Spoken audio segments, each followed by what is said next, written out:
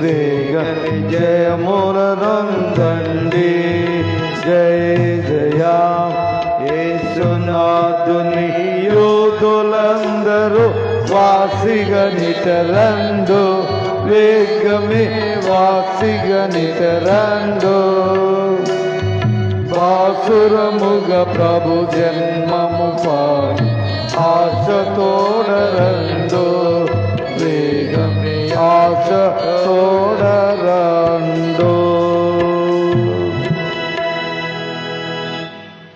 మన తండ్రి అయిన దేవుని నుండి ప్రభు అయిన యేసుక్రీస్తు నుండి కృపయు సమాధానములు మీకు కలుగునుగాక. ఆమేన్. ప్రార్థింతము. సర్వశక్తియు మిక్కిలి కనికరము గల మా పరలోకపు తండ్రిని ఘననామమునకు స్తుతులు స్తోత్రములు తెలియజేస్తున్నాం. నీ అపార కృపను బట్టి మమ్మల్ని ఇంకను సజీవుల లెక్కలో ఉంచి ఉన్నావు. నీకు స్తుతులు స్తోత్రములు. శ్రీ సభగా నీ సన్నిధానంలో కూడి నిన్ను ఆరాధించేటువంటి భాగ్యాన్ని ఇచ్చావు, నీకు వందనాలు. మా స్తుతులపై ఆసీనుడుగా ఉంటూ ఉన్నావు, నీకు వందనాలు. సుత్తి వంటి నీ వాక్యముతో మమ్మలను గద్దించుమని,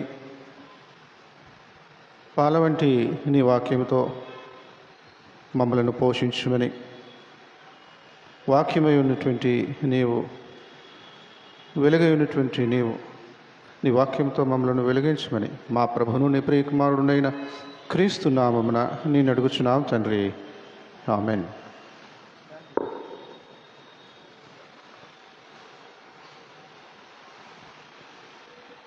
ప్రభునందు ప్రియమైన సంఘమా, దేవుని ఉచిత కృపను బట్టి మరి ఒకసారి మనం ఆయన ఆలయంలో తోటి విశ్వాసులతో కలిసి మనం ఆరాధించేటువంటి భాగ్యాన్ని దేవుడు మనకు అందరికీ ఇచ్చినందుకు దేవునికి మనం రుణస్థులమై ఉన్నాము. దేవునికి వందనాలు. ప్రతి ప్రార్థన కూడికలోనూ మన పితరులు ఏర్పాటు చేసినటువంటి ఆయా పాఠ్య భాగాలను మనము ధ్యానం చేసుకుంటూ ఉన్నాం.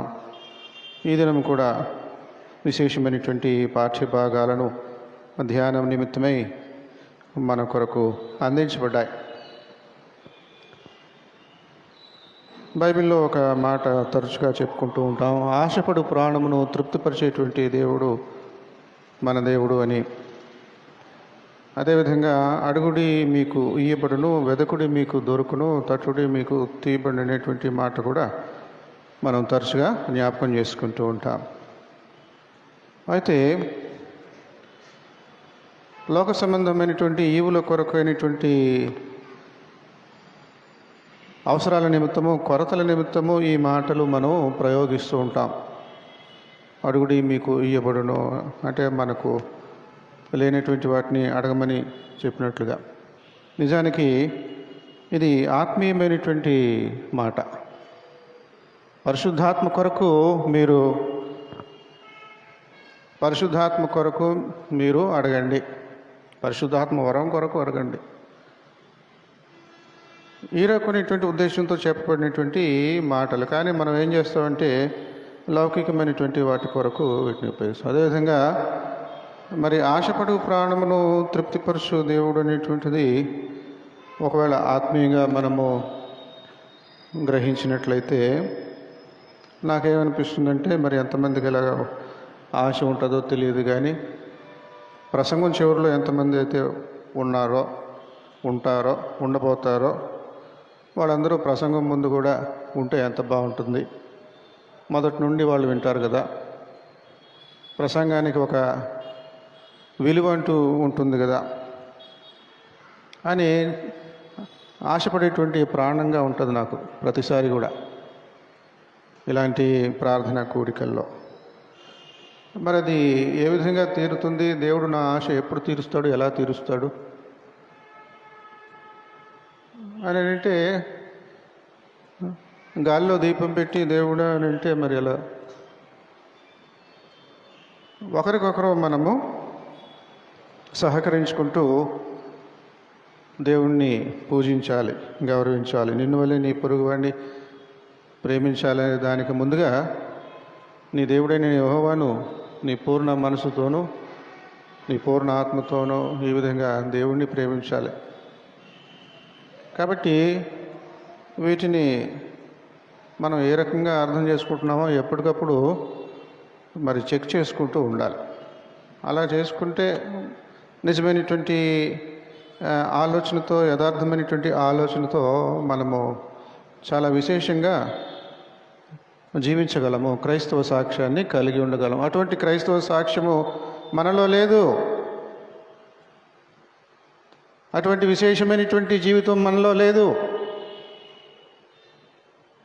ప్రియమైన సంఘమా, చదవబడినటువంటి వాక్యాలు చాలా గంభీరమైనటువంటివి. ఒక్కొక్కసారి మనకు ధ్యానం చేసేటప్పుడు కొన్నిసార్లు అగోచరంగాను మరి అతీతంగాను ఉంటూ ఉంటాయి.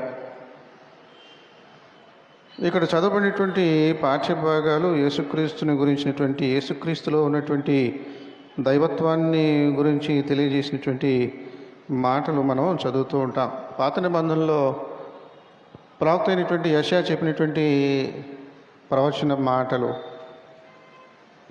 యెషయి మొద్దు నుండి చిగురు పుట్టును అంటే దావీదు తండ్రి అయినటువంటి యెషయా కాదు, యెషయి అంటే దావీదు తండ్రి పేరు. సీడ్ అంటూ ఉంటాం. ఇంతకుముందు ఒకసారి మనం ధ్యానం చేసుకున్నప్పుడు తెలియజేశాను. సంతు, తెలుగు మాటలో సంతు అనే మాటకు దగ్గరగా ఉంటుంది ఇంగ్లీష్ మాట సీడ్. అంటే అబ్రహాము సంతానం, అబ్రహాము విత్తనము. విశ్వాసులందరూ కూడా అబ్రహాము విత్తనం నుండి పుట్టినటువంటి వారుగా ఉన్నారు. అబ్రహాము సంతానంగా, విశ్వాసులకు తండ్రి కాబట్టి. మరి ఈ రకంగా మరి విశ్వాసులకు తండ్రి అయినటువంటి అబ్రహామును మనము కలిగి ఉంటున్నామా, ఏ రకంగా కలిగి ఉంటున్నాము అనేటువంటిది ఒకసారి ఆలోచించి చూడాలి. యెషయి వరకు అబ్రహాము ఒక చెట్టులాగే ఉన్నాడా? దావీదు తండ్రి అయినటువంటి యెషయి వరకు. లేకపోతే దావీదు వంశవృక్షాన్ని గురించి చెప్పేటప్పుడు లోక సంబంధమైనటువంటి మర్యాద ఏంటంటే తండ్రి పేరు చెప్పాలి, ఎవడికి పుట్టాడో చెప్పాలి. కాబట్టి యెషయిలో చెప్పుకోవడానికి ఏముంది? నరికేసిన చెట్టులాగా ఉన్నాడు. నరికేసిన చెట్టులాగా ఉన్నాడు చరిత్రలో. యెషయా ప్రవక్త దినాలకు యెషయి అంటే ఇటీవల గతించిపోయిన చరిత్ర. దాన్ని తోడు తీస్తే ఏముంది? దావీదు అప్పటికే మృతుల లోకంలోనికి వెళ్ళిపోయాడు. కొంతకాలం తర్వాత, కొన్ని తరాల తర్వాత యెషయా ప్రవక్త ఈ మాట అంటున్నాడు. యెషయి మొద్దు నుండి చిగురు పుట్టును అంటే దావీదు స్థాపించినటువంటి రాజ్యం చిన్నాభిన్నం అయిపోయింది.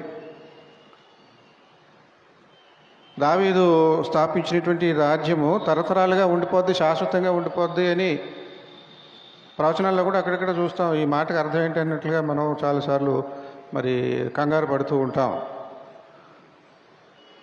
మానవ కోటి జీవించినంత కాలము దావీదు సంతానము రాజవంశంగా ఉంటుంది అన్నట్లుగా చెప్పబడినటువంటి మాటలకు అర్థం ఏంటి మనకు ఒకసారి అర్థం కాదు. ఇక ఆ తొలి దినాల్లో అయితే, తొలి తరాల్లో అయితే ఇంకా తీవ్రమైనటువంటి ఆలోచన. చిన్నాభిన్నం అయిపోయింది. ఒక రాజ్యము రెండు రాజ్యాలుగా, రెండు తెలుగు రాష్ట్రాలలాగా అయిపోయింది. ఉదయ ప్రాంతంలో ఉన్నటువంటి వాళ్ళంతా కూడా యూదులుగాను, మిగిలిన గోత్రాల వాళ్ళు ఇశ్రాయేలీలుగాను పిలువబడేటువంటి రెండు రాజ్యాలుగా చీలిపోయారు. సొలొమోను కొడుకులు మరి రెహబాము వీళ్ళు తరానికి వచ్చేటప్పటికల్లా రాజ్యం చీలిపోయింది. ఇంకా తర్వాత బలం తగ్గిపోయింది. ఐకమత్యమే బలం అన్నట్లుగా ముందు ఉండేది, కానీ ఇప్పుడు లేకుండా పోయింది. పరాయి రాజుల యొక్క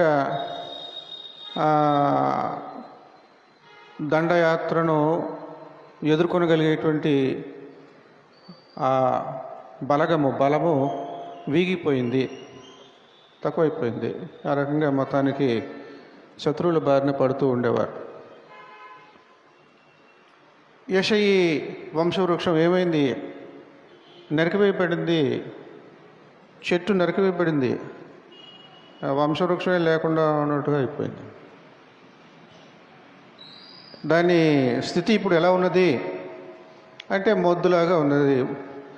అడుగు వరకు మరి సాధారణంగా ఎక్కడైతే ఆ మొదలు ఉంటుందో అక్కడ వరకు నరికేస్తారు.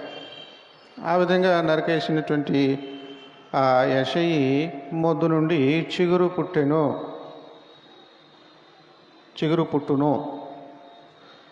అదే యేసుక్రీస్తు.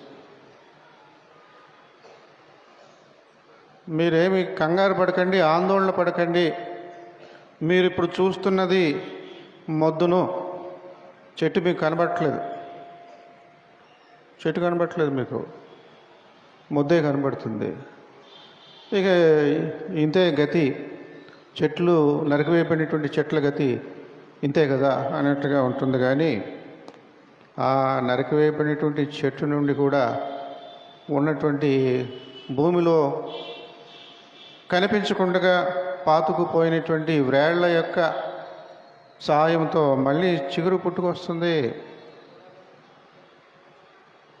ఇశ్రాయేలీలు శత్రువుల చేత ఆ రకంగా బాధింపబడి వాళ్లకు చెరగా కొనుక్కోబడి ఈ రకమైనటువంటి దురవస్థలో ఉంటున్నప్పుడు ఇక మాకు భవిష్యత్తు లేదు, మా భవిష్యత్తు అంతా కూడా ఇదిగో నరికివేయబడినటువంటి ఈ మొద్దుతో సమానము అన్నట్లుగా అనుకుంటున్నటువంటి ఆ ప్రజలకు యెహోవా దేవుడు ప్రవక్త అయినటువంటి యెషయా ద్వారా చెప్పినటువంటి ప్రవచనము.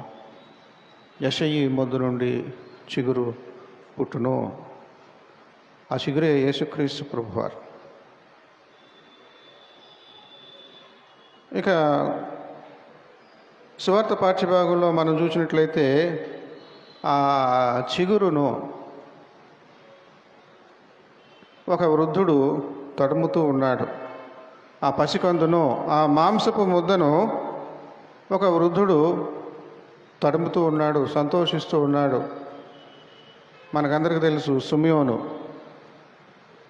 యేసుక్రీస్తు యొక్క తల్లిదండ్రులైనటువంటి మరియా యోసేపులు యూదుల యొక్క ధర్మశాస్త్రాన్ని అనుసరించే ప్రక్రియలో 40వ రోజున యేసుక్రీస్తుని యెరూషలేమునకు తీసుకుని వచ్చారు.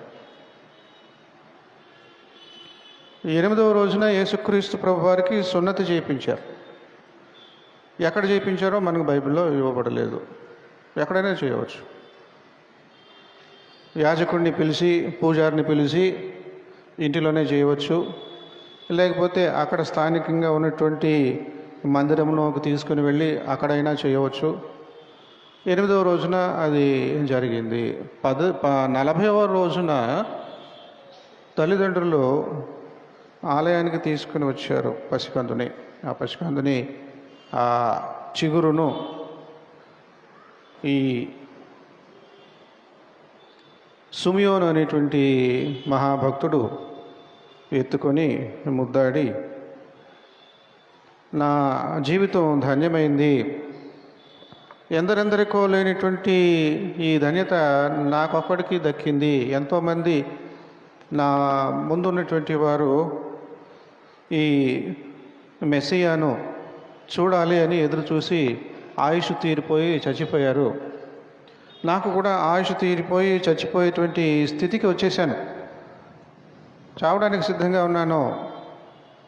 అటువంటి నాకు ఇంత గొప్ప భాగ్యం కలిగింది. నాథ, ఇప్పుడు నీ మాట చొప్పున సమాధానంతో నీ దాసుని పోనిచ్చుచున్నావు. ఈ రకంగా మరి సిమియోను దేవదేవుడిని స్తుతించాడు. చిగురై ఉన్నటువంటి ఆ యేసుక్రీస్తును తడిమి. ఇక పత్రిక పాఠ్య భాగంలో మనం చూసినట్లయితే హెబ్రీలకు రాయబడినటువంటి పత్రికలో 2వ అధ్యాయంలో 9 నుండి ఉన్నటువంటి మాటలు కొన్ని మనం చదువుకున్నాం. అక్కడ క్రీస్తు ప్రభుని యొక్క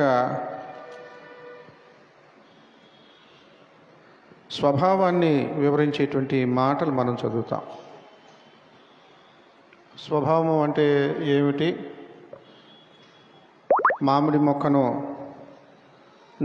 మామిడి విత్తనాన్ని నాటితే మామిడి చెట్టు మొలకెత్తుతుంది.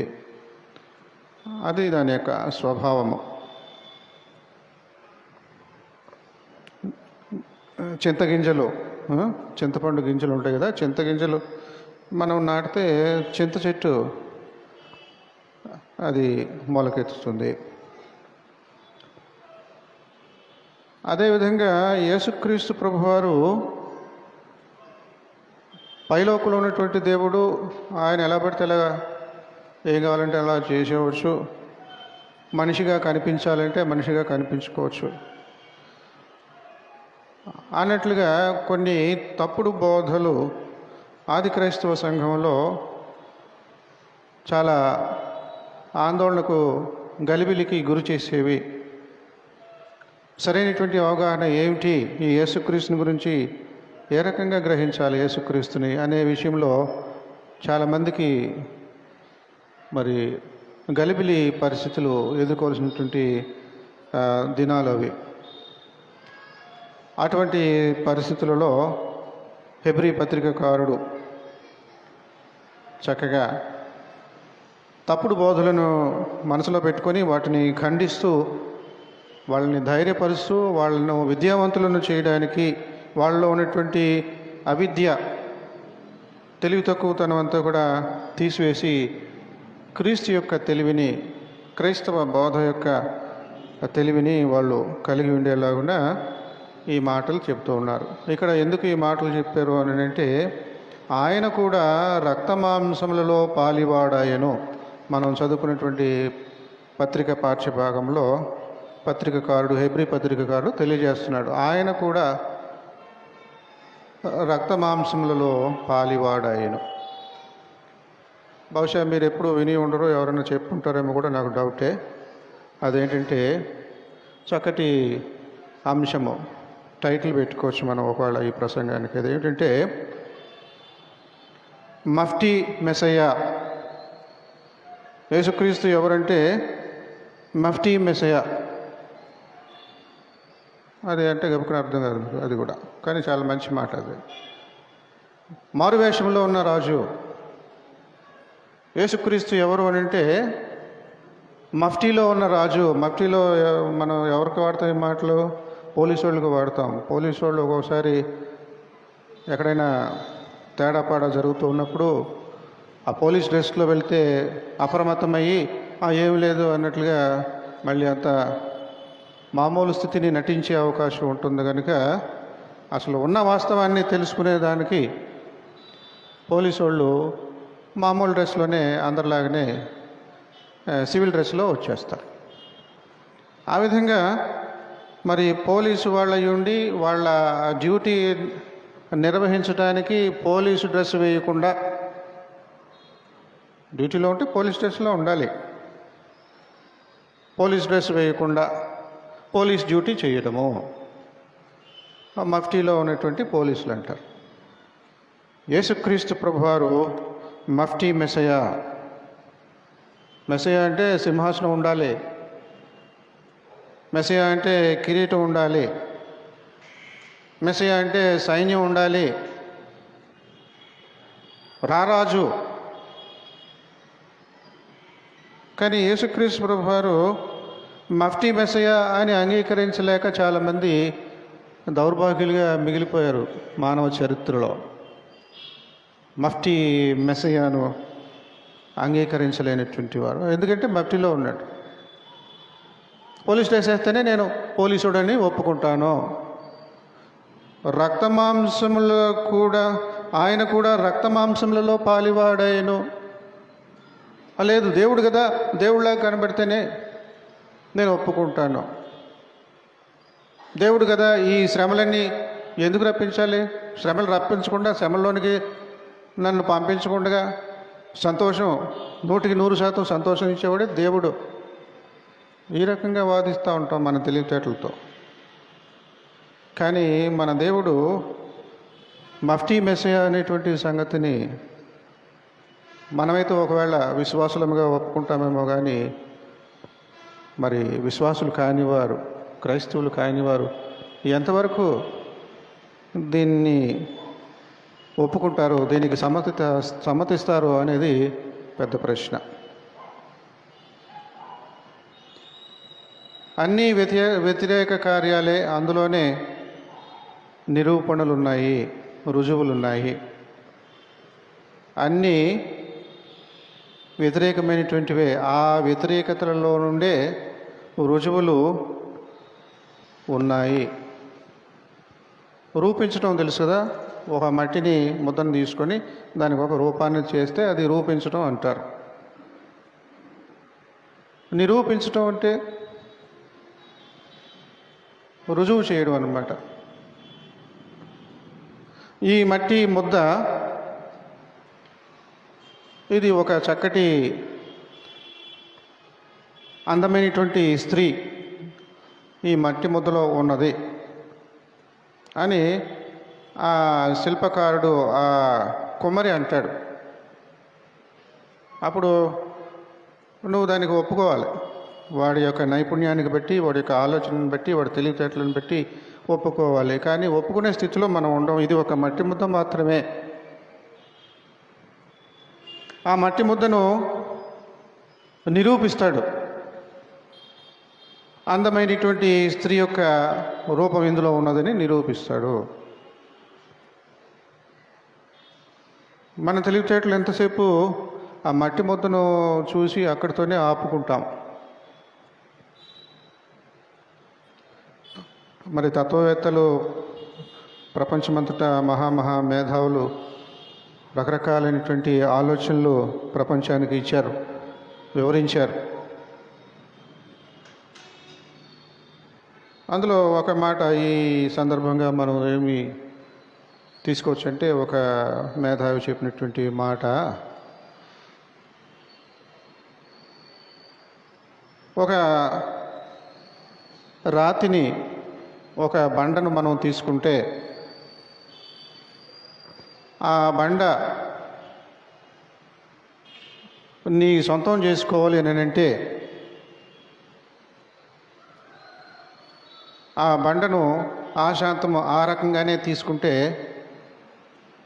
అది అందరూ వెక్కిరిస్తారు నిన్ను చూసి, ఏముంది ఇందులో అని. కాబట్టి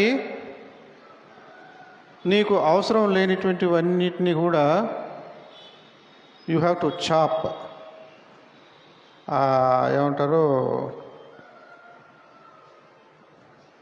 చిప్స్ లాగా వాటన్నిటినీ ఉలితో, సుత్తితో, ఉలితో చిన్న చిన్న రాళ్ళన్నింటినీ కూడా, ముక్కలన్నింటినీ కూడా తీసేసి ఆ బండ నుండి చక్కటి రూపాన్ని తీసుకుని రావచ్చు. ఆ చక్కటి రూపం తీసుకుని రాకముందు ఆ బండలాగానే ఉంటుంది. అయితే మన మానవ జీవితంలో ఏం చేస్తూ ఉంటామంటే, మన తెలివితేటలతో బండను బండలాగే ఉంచుతాము. అనవసరమైనటువంటి వాటిని అన్నిటినీ చెక్కేయాలి. అనవసరమైనటువంటి వాటిని అన్నింటినీ చెక్కేసి పాడేసేయాలి. అప్పుడు అవసరమైనటువంటి చక్కటి రూపము మిగులుతుంది, కనబడుతుంది, తయారవుతుంది. మనము అన్నీ కావాలనుకుంటాం, అన్నిటితో పాటు ఉండాలనుకుంటాం. అనవసరమైనటువంటిది ఇది అని దాన్ని తీసేయడానికి మనకు ఇష్టం ఉండదు. మనము తీయకుండా ఉన్నంత కాలము ఆ రూపము నిరూపించబడదు. క్రీస్తు నీలో నాలో నిరూపించబడడు.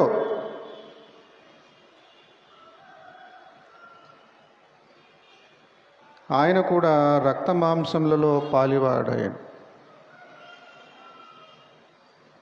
క్రీస్తు ప్రభువారు సృష్టికర్త, దేవదేవుడు. మరి ఈ సృష్టికర్త దేవదేవుడు తన మహిమోన్నతిని కనపరిచి అందరినీ మరి ఏమంటాము నిర్వీర్యులుగా చేయటమో లేకపోతే అందరినీ అవమానించటమో ఈ రకంగా చేయవచ్చు. ఎందుకంటే మనము పుట్టుకతోనే పాపులము, పాపములోనే నా తల్లి నన్ను గర్భంను ధరించిందని చెప్పేసి 51వ కీర్తనలో దావీదు ఒప్పుకుంటాడు. ఆ రకంగా తీసుకుంటే పుట్టిన ప్రతి మనిషి కూడా పాపములోనే పుడుతూ ఉన్నాడు. అబ్రహాము సంతానము పుణ్యమైనటువంటి సంతానము.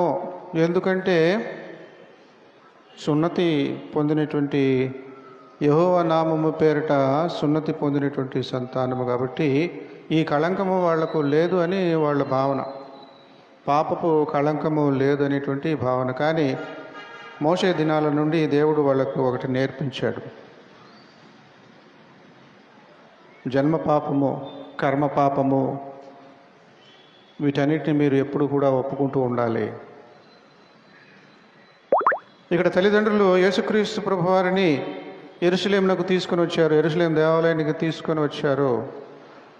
40 రోజుల తర్వాత బిడ్డను ఆలయానికి తీసుకొని వచ్చి ధర్మశాస్త్రం చొప్పున మరి బలులు అర్పించాలి,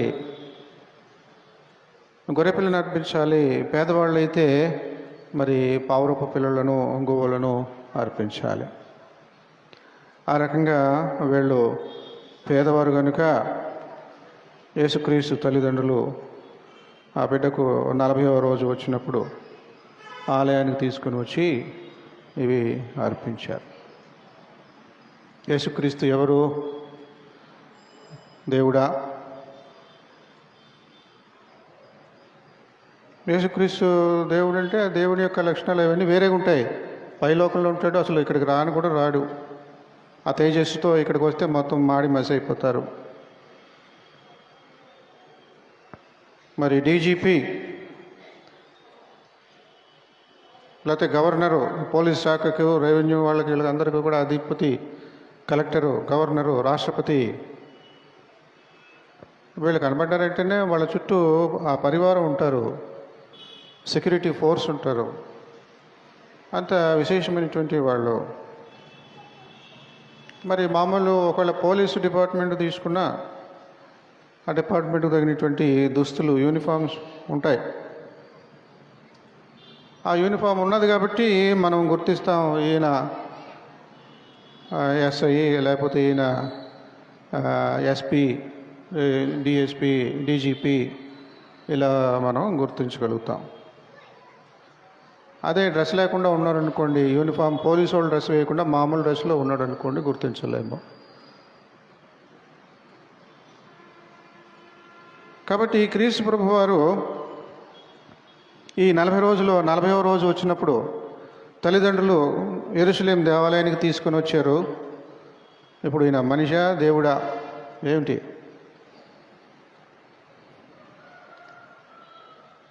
ఆయన కూడా రక్త మాంసములలో పాలివాడు. ఆయన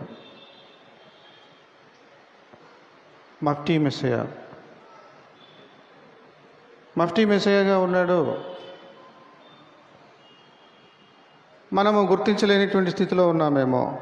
మనకందరికీ తెలిసిన బయట కథ, ఒక బెచ్చగాడు తన తల్లికి స్వస్థత చేకూరాలని మహాకోటీశ్వరుడు బిచ్చగాడిగా మారిపోతాడు. తెలుసు కదా బయట కథలో. ఆ బిచ్చగాడు ఆ రకంగా, ఒక బిచ్చగాడు ఏ రకంగా జీవిస్తాడో అనుభవపూర్వకంగా జీవిస్తాడు.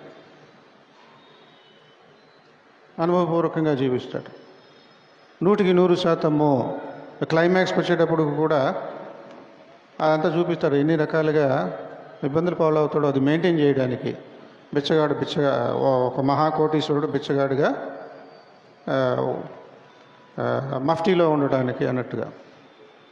కోటీశ్వరుడే, అన్ని కోట్లు ఉన్నాయి, కానీ ఇక్కడ బిచ్చగాడని అందరికీ తెలుసు. క్రీస్తు ప్రభువారిని కూడా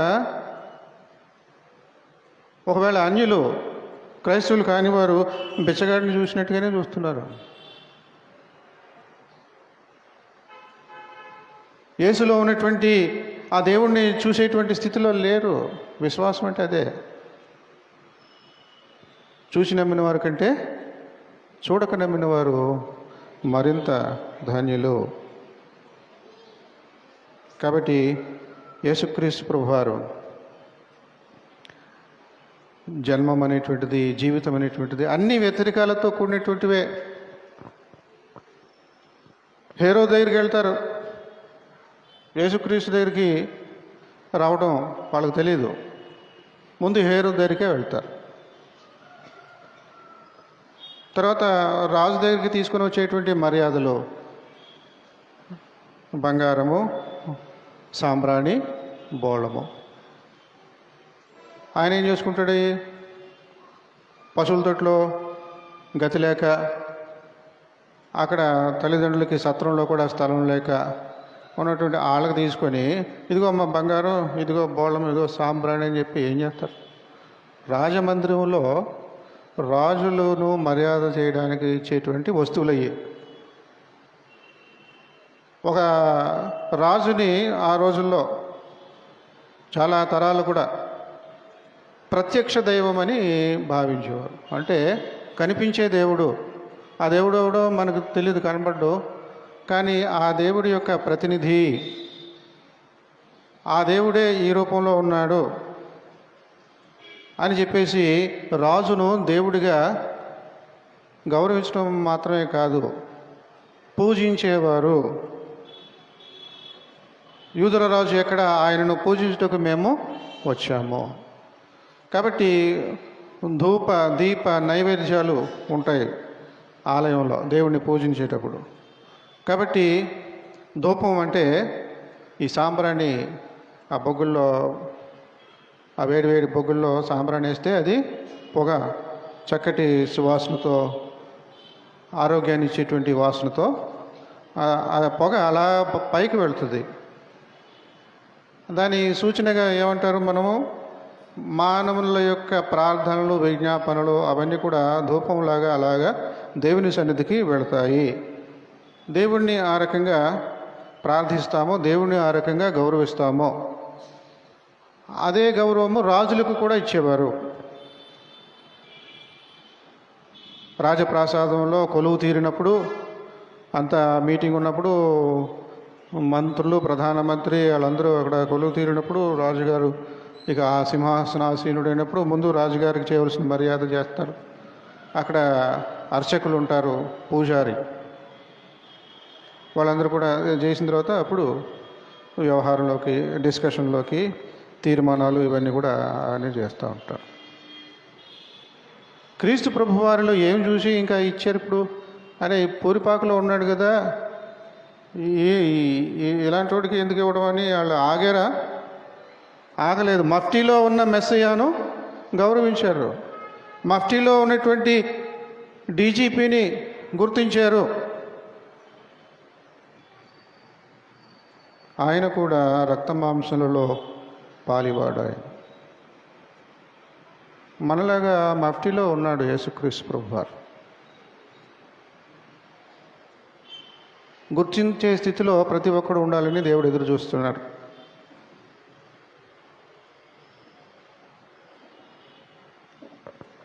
ఇక్కడ సిమియోను చాలా సంబరపడ్డాడు. మానవ రీతిగా చూసినా కూడా, ఇశ్రాయేలీయుల యొక్క చరిత్ర చూసినా కూడా వాళ్ళు ఏమి ఎదురు చూస్తున్నారు? ఎంతసేపు ఈ మా యొక్క తెలివి తక్కువతనం వలన, భక్తిహీనత వలన యెహోవా దేవుడు మమ్మలను మా శత్రువులకు అప్పగిస్తూ ఉన్నాడు. ప్రతిసారి మేము శత్రువుల చేతిలో బానిసలుగా ఉంటూ ఉన్నాము, చెరకు కొనిపోబడుతున్నా. ఇదే మా చరిత్ర అంతా కూడా. మాకు విమోచన ఎప్పుడు, మాకు రక్షణ ఎప్పుడు, మా కొరకు రక్షకుడు ఎప్పుడు వస్తాడు, ఎవరు వస్తారు అని ఎదురు చూస్తూ ఉన్నారు. మెస్సియా కొరకు ఎదురు చూస్తూ ఉన్నారు. యూదులను, ఇశ్రాయేలీలను రక్షించేవాడు మరి బలంతో ఉండాలి. అలాంటి మెస్సియాను ఎదురు చూస్తూ ఉన్నారు. కానీ యేసుక్రీస్తులో, ఈ పసికందులో ఈ సుమయోను ఆ మెస్సియాను చూశాడు. ఏ రకంగా చూశాడు? హేరోదు ఇంట్లో పుట్టినందుకు చూశాడా? రాజుగారి వంశంలో పుట్టినందుకు చూశాడా? చూడలేదు. ఈ లోకం తెలుసుకోవాల్సినటువంటి విషయము మఫ్టీలో ఉన్న మెస్సియాను గుర్తించటము. ఆయన మనకులాగే రక్త మాంసములలో పాలువాడయ్యాడు. అంటే పాపులలో ఎంచబడ్డాడు. పాపి ఆయను అనేటువంటి మాట ఉన్నది. మన కోసం ఆయన పాపి ఆయను అనేటువంటి మాట ఉంటుంది. నిర్గమకాండంలో మోషే ఒక తప్పు చేస్తాడు. ఏమిటనంటే 3:40 ఉంటాయి కదా మోషే జీవితంలో. ఒక 40 రాజుగారి కోటలో రాకుమారుడిగా పెరిగాడు. ఇక ఆ 40 తీరిన తర్వాత అరణ్యానికి పారిపోతాడు. మామయ్య అయినటువంటి ఇత్రో దగ్గర ఊడిగం చేసుకుంటూ అక్కడ వాళ్ళ ఆచార ప్రకారంగా మామగారికి సేవ చేస్తేనే పిల్లనిస్తారు. ఆ రకంగా పెళ్లి చేసుకొని అక్కడ ఉంటాడు 40 సంవత్సరాలు. ఇంకొక 40 సంవత్సరాలు మళ్ళీ దేవుని యొక్క పిలుపు మేరకు ఇశ్రాయేలీలను అరణ్య మార్గం గుండా నడిపించడానికి ఏర్పాటు చేసుకున్నాడు. అయితే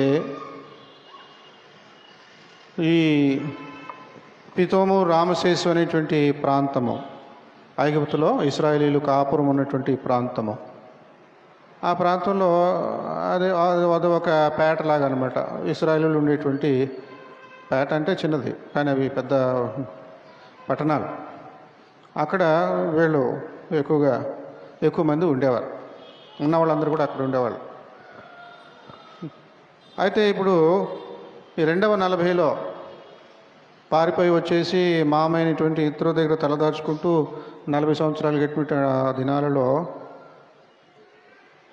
యెహోవా దేవుని యొక్క భయభక్తుల నుండి సన్నగిల్లిపోయాడా? పితరులు నేర్పినటువంటి ఆచారాలు అవన్నీ కూడా మర్చిపోయాడు అన్నట్లు అయింది. ఎందుకనంటే భార్య అయినటువంటి సిప్పోరాకు తనకు కొడుకు పుడతాడు మోషేకి. ఏం చేయాలి? అబ్రహాము యొక్క వంశంలో పుట్టినటువంటి వారుగా, దీవించబడినటువంటి జనాంగముగా పిల్లవాడికి సున్నతి చేయాలి. సున్నతి చేయలే, పట్టించుకోలేదు, అలా వచ్చేసాడు.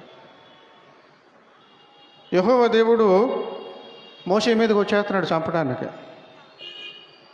మనకు ఆశ్చర్యవుతుంది, ఏంటిది దైవజనుడు, దేవుడు ఎన్నుకున్నటువంటి వ్యక్తి, ఇతను సడన్గా ఈ ట్విస్ట్ ఏంటి అన్నట్టుగా ఉంటుంది. ఈ ట్విస్ట్ ఏంటంటే సున్నతి చేయించలేదు. తన కొడుక్కి సున్నతి చేయించకుండా సంవత్సరాలు గడిపేస్తున్నాడు. భార్య గ్రహించింది.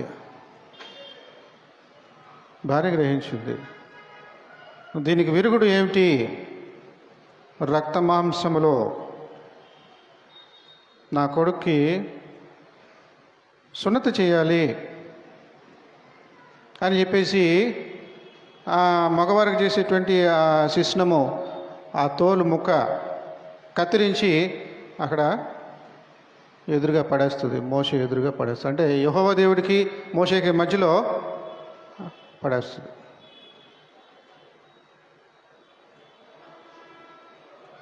ఆయన కూడా రక్త మాంసములలో పాలివాడు. ఆయన ఏంట్రా ఎన్నిసార్లు చదువుతున్నారు? ఎక్కడ చదువుతున్నారు తెలుసా మీకు? ఈరోజు చదువుకున్న పాఠంలో హెబ్రీ పత్రికలో 2వ అధ్యాయంలో 15వ వచనం చివరి మాటలో ఈ మాట మనం చదువుకున్న పాఠ్యభాగంలో, ఆయనకు కూడా రక్త మాంసములలో పాలివాడు. ఆయన సిపోరా ద్వారా మోషేకు అక్కడ రక్షణ వచ్చింది.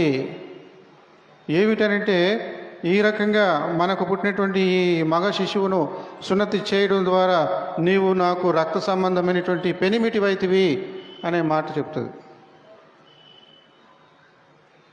కాబట్టి అబ్రహాము సంతానము సున్నతి చేసుకుంటున్నారు అని అంటే దానికి అంతరార్థం ఏమిటనమాట? నశించిపోయేటువంటి మానవ జాతిలో మేము రక్షించబడినటువంటి ఎన్నిక కాబడినటువంటి జనాంగముగా ఉంటూ ఉన్నాము. దానికి సూచనగా ఈ రక్త మాంసము, ఈ శరీరం నుండి కత్తిరించబడినటువంటి సున్నతి చేయబడినటువంటి ఆ మాంసపు ముక్క ఆ దోషాన్ని తీసివేస్తుంది, మనిషిలో ఉన్నటువంటి పాపం అనేటువంటి ఆ దోషాన్ని తీసివేస్తుంది అన్నట్లుగా వాళ్ళ యొక్క ఆలోచన. ఇవేవి ఇంకా మరియా యోసేపులకు తెలియవు. వాళ్ళు క్రీస్తు ప్రభుని ఒకవేళ అందరూ అనుకుంటున్నట్టుగానే తర్వాత రోజుల్లో ఈయనే గొప్ప రాజు కాబోతాడు అన్నట్లుగా అనుకొని ఉండవచ్చు. క్రీస్తు ప్రభునకు చేయవలసినటువంటి ఆ సంస్కారాలన్నీ కూడా బాల్య దశలో ఏమి చేయాలో అవన్నీ ధర్మశాస్త్ర ప్రకారంగా చేస్తూ వచ్చారు. 8వ రోజున సున్నతి చేయించారు. ఇప్పుడు 40వ రోజున యేసుక్రీస్తు ప్రభు వారిని ఆలయానికి తీసుకుని వచ్చారు. ఆలయానికి తీసుకుని వచ్చినటువంటి ఈ శుభ సందర్భంలో సిమియోను ఆ పసిగందును తన చేతిలో తీసుకున్నాడు. యెషయి మొద్దు నుండి చిగురు పుట్టును. క్రీస్తు ప్రభు వారు ఆ రకంగా నరికివేయబడినటువంటి చెట్టు, భవిష్యత్తు అనేటువంటిది శూన్యంగా ఉన్నటువంటి చెట్టు, నశించిపోయినటువంటి చెట్టు, దాని నుండి ఆశాకిరణంలాగా చిగురుగా ఈ లోకంలో ఉద్భవించాడు. కాబట్టి క్రీస్తు ప్రభువారు ధర్మశాస్త్ర ప్రకారంగా, పాత నిబంధన ప్రకారంగా ఇశ్రాయేలు వంశంలో పుట్టాడు. మనము క్రీస్తులో క్రీస్తు ద్వారా నూతన ఇశ్రాయేలీలుగా క్రీస్తునకు పుట్టిన వారంగా ఉండాలని దేవుడు ఎదురు చూస్తూ ఉన్నాడు. ఆయన కూడా రక్త మాంసములలో ఎందుకు పాలివాడాయను? ఏలనగా ఆయన ఎంత మాత్రమును దేవదూతల స్వభావము ధరించుకొనక అబ్రహాము సంతాన స్వభావమును ధరించుకొని ఉన్నాడు. కాబట్టి క్రీస్తు ప్రభువారి యొక్క జన్మం వెనుక ఎంత విశేషం ఉన్నదా తెలుసుకోవడంతో మనం సరిపెట్టుకోకూడదు. దీనిని మన చుట్టుప్రక్కల వారికి అందరికీ కూడా ప్రచారం చేయాలి. క్రిస్మస్ రోజుల్లో మనం చెప్తాం కదా, దూత గొర్రెలకు కనబడింది, అప్పుడు వాళ్ళందరూ కూడా వెళ్ళి ప్రకటించారు అనేటువంటి మాట. మనం కూడా ప్రకటించాలి, ప్రచారం చేయాలి. మనం తెలుసుకునేటువంటి దానిని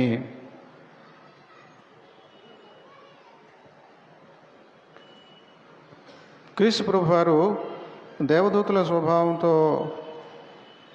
వచ్చి పాపాలను క్షమించలేడు. క్రీస్తు ప్రభువారు పతనమైనటువంటి దేవదూతలు అంటే సైతానుడు బ్యాచ్ అన్నమాట. త్రోసివేయబడినటువంటి దేవదూతల పోనీ ఆ స్వభావంతో ఏమైనా వచ్చి చేస్తే అది అసలు బొత్తిగా విదూరంగా ఉంటుంది.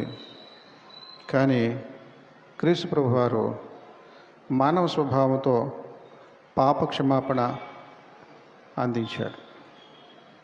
ఇదే మానవ స్వభావంతో క్రీస్తు ప్రభువారు మనలో మఫ్టీగా ఉంటూ మన యొక్క బాధలు తీర్చడానికి కొడుకుగా పుట్టాడు. ఇదిగో మనకు కుమారుడు అనుగ్రహించబడెను. అది మామూలు మాట, ఏదో అలవాటు ప్రకారంగా ఊతపదంలా చెప్పుకుంటాం. దేవుడు కొడుకుగా పుట్టాడు, నీకు నాకు కొడుకుగా పుట్టాడు. ఆ డీజీపీ, ఆ ఎస్పీ, ఆ పోలీస్ ఆఫీసరు మఫ్టీలో నీతో కలిసి భోంచేస్తున్నాడు, నీతో కలిసి బియ్యం అందుతున్నాడు, వాళ్ళ అమ్మాయిని సంబంధానికి ఇస్తున్నాడు, లేకపోతే వాళ్ళ అబ్బాయిని మీ ఇంట్లో సంబంధానికి ఒప్పుకుంటున్నాడు. ఆ రకంగా మరి క్రీస్తు ప్రభువారు మారువేషంలో ఉన్నటువంటి రాజుగా, ఆయన రాజు అయినప్పటికీ మన మధ్య కృపా సత్య సంపూర్ణుడిగా నివసించారు. అది గుర్తించాలి. మనం గుర్తించినటువంటి వారి కోసము మనకు బాధ్యత ఉంది, ప్రకటించాలి. వాళ్లకు ఈ విషయాన్ని మనం తెలియచేయాలి. కాబట్టి బయట వాళ్ళు ఒకవేళ ఎటువంటి స్థితిలో ఉన్నారు అని అంటే, శిల్పకారుడు శిల్పాన్ని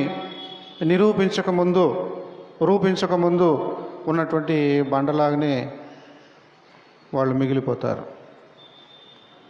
మనము ఆ బండ లోపల ఉన్నటువంటి ఆ సుందరమైనటువంటి ఒక రూపాన్ని వాళ్ళు చూడగలిగేలాగా, చేసుకోగలిగేలాగా అనవసరమైనటువంటి వాటిని, లోక సంబంధమైనటువంటి బోధలు, లోక సంబంధమైనటువంటి మతాలు, లోక సంబంధమైనటువంటి దేవుళ్ళు, వీటన్నిటిని తొలగించి సత్యస్వరూపి అయినటువంటి ఆ యేసుక్రీస్తును వాళ్ళు చూసేలాగున దేవుడు మనలను సాధనాలుగా ఈ లోకంలో నిలబెట్టాడు. క్రైస్తవులు అంటే ఆయనను విశ్వసించిన వాళ్ళం మాత్రమే కాదు, ఆయన చేతి పనిముట్లము, ఆయన చేతిలో పనిముట్టుగా మనం వాడబడాలి. ఆయన పనులు చక్కబెట్టాలంటే ఆయన చేతిలో పనిముట్లు కావాలి. మనమే ఆయన చేతిలో పనిముట్లు. ఆ బాధ్యతాయుతమైనటువంటి క్రైస్తవ జీవితము ఎప్పుడైతే మనం జీవిస్తున్నామో అప్పుడు లోక కళ్యాణం, ప్రజలందరూ కూడా ఆ నిత్యరాజ్యంలోనికి ప్రవేశించేటువంటి శుభ లగ్నాన్ని మనము మనసారా ఆస్వాదించగలం. అటువంటి భాగ్యము దేవుడు మనకందరికీ ప్రసాదించునుగాక. సమస్త జ్ఞానములకు మించిన దేవుని సమాధానము యేసుక్రీస్తు వలన మీ హృదయములకు, మీ తలంపులకు కావలియుండునుగాక. దేవా నాయందు శుద్ధ హృదయ